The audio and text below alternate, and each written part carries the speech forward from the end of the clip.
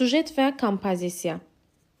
Sujet fransız sözü olub, bədii əsərdə təsvir olunan hadisənin, mahiyyətin özü deməkdir. Bədii əsərdə hadisələrin müəyyən xətt üzrə inkişafına sujet deyilir. Sujeti təşkil edən hadisələr yalnız düz xətlə deyil, yüksələn və enən xətlə inkişaf edir. Sujet xəttinin inkişafında 5 əsas mərhələ var. Ekspozisiya, zavyaska, kulminasiya, razvyaska, bir də final. Ekspozisiya bədii müqəddimə deməkdir. Yəni, hadisələrin giriş nöqtəsi deməkdir. Burada gələcəkdə baş verən hadisələrin təməli qoyulur. Zavyaska hadisələrin düyünlənməsi deməkdir. Yəni, burada hadisələr getdikcə mürəkkəbləşir. Kulminasiya zirvə nöqtəsidir ki, hadisələrin ən gərgin nöqtəyə çatdığını bildirir. Razvyaskada ziddiyyətlər tədricən açılmağa başlayır. Yəni, düyünün açılması deməkdir. Final isə sonluqdur. Hadisələrin müəyyən sonluğa çatmasıdır. Səməd Vurğunun Vaqif əsərinin sujet xəttinə gəlin baxaq.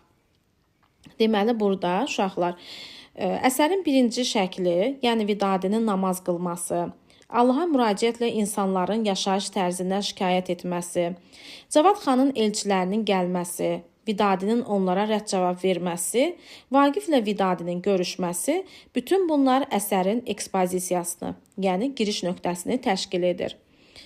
Daha sonra Əli bəyin toy məclisi, Eldarın məclisə gəlməsi və Eldarla İbrahim xan arasında baş verən toqquşma, Vaqiflə İbrahim xan arasındakı narazılıq əsərin zavyaskasını, yəni düyün nöqtəsini təşkil edir.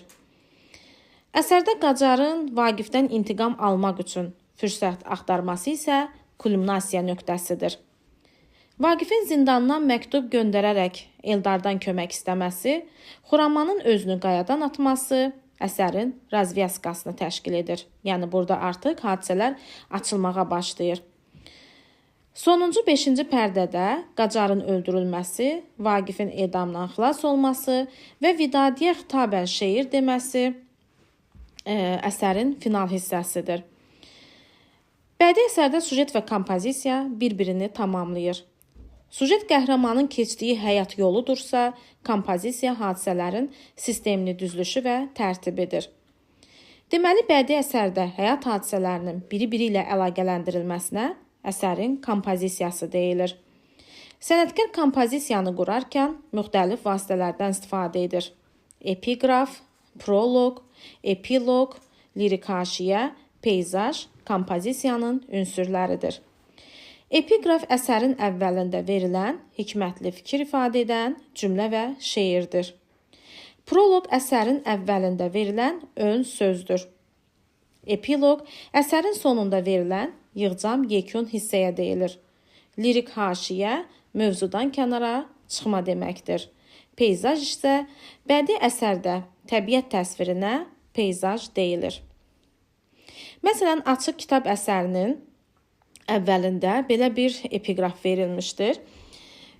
Bəzi ulduzlar kiçik olduğu üçün deyil, yüksəkdə olduğu üçün görünmür. Yəni, əsərin əvvəlində verilən bu hikmətli fikrə əsasən əsərdə artıq nədən danışılacağı bizə bəlli olur.